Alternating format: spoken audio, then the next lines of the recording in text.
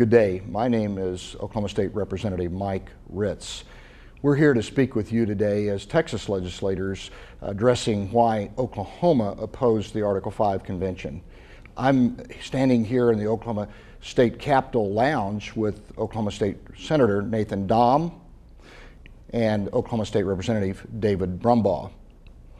The essence of our concerns and why Oklahoma defeated the Article 5 convention this year, and it's packaged in different ways, the balanced budget amendment, the convention of states, so on and so forth, but it's all drawing back to the Article 5 convention, is the essence of what our concerns were that we defeated recently were that this would be a runaway convention. There's no way to package this to where it can be controlled. We don't have the integrity that our founders did at the time of the founding of this nation, and that's why the federal as well as the states have gone very cautiously on amending the Constitution. This specific issue about the Article 5 Convention of States or the Balanced Budget Amendment is clearly something that we were concerned about and we defeated here in Oklahoma, and we urge our Texas legislators also to defeat this. I'll now turn this over to Oklahoma State Senator Nathan Dahm to give his thoughts about why the Senate and the bullet points why the opposition was in Oklahoma.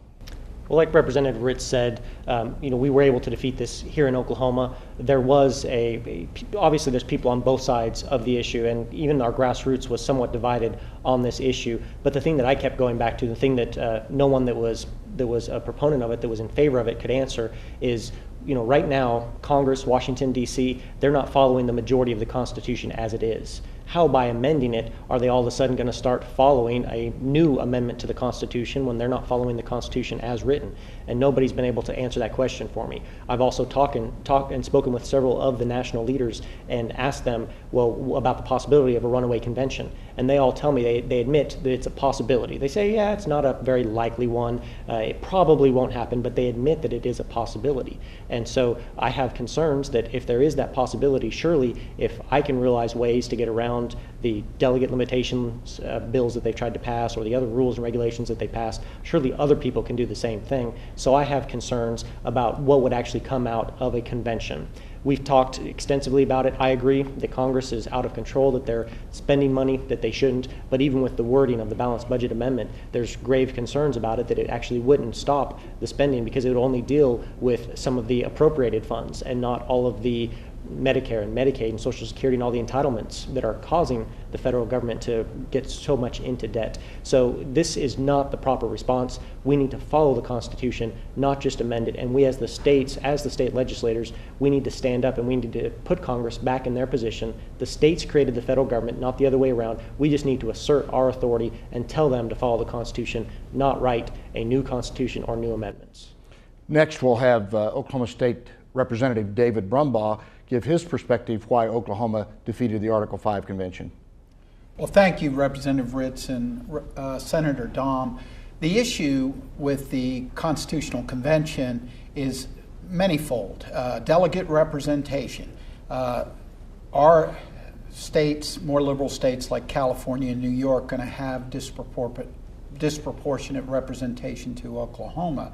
The other issue is, as Representative Dahm so eloquently stated, the federal government's not following the Constitution now. You can look at the 927 executive orders that our president has issued, the immigration laws that are being violated. You look at the overreach of a judicial branch that is overreaching in every aspect of our lives. And it's like Thomas Jefferson said, if he was going to put in an amendment to the Constitution, it would be the federal government's ability to borrow so much money. They have been pushing this back to the states for years and years.